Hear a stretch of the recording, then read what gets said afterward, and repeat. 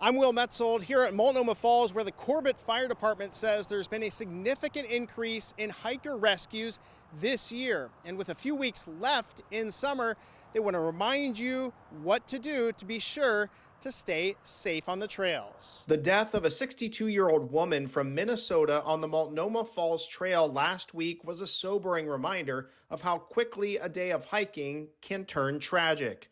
Corbett Fire Chief Rick Wunsch says there are many dangers to be aware of right now. We've got a lot of cutouts on the trails and stuff, a lot of washed out areas, some trees down, overgrown brush.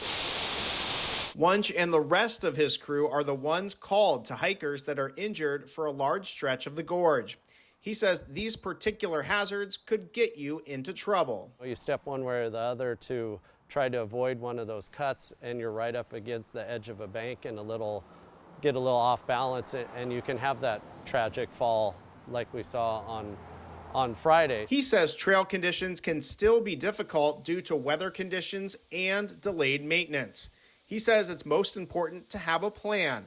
Let someone know where you're going and do not go past trail closed signs. Drew Prescott was one of the many people going up the Multnomah Falls Trail this week. I heard about it. I heard it was, really beautiful and the waterfall was there, so decided to come up. He says there were a few places where he took more safety precautions. I'd say wear good shoes, stay hydrated, and watch your step, right?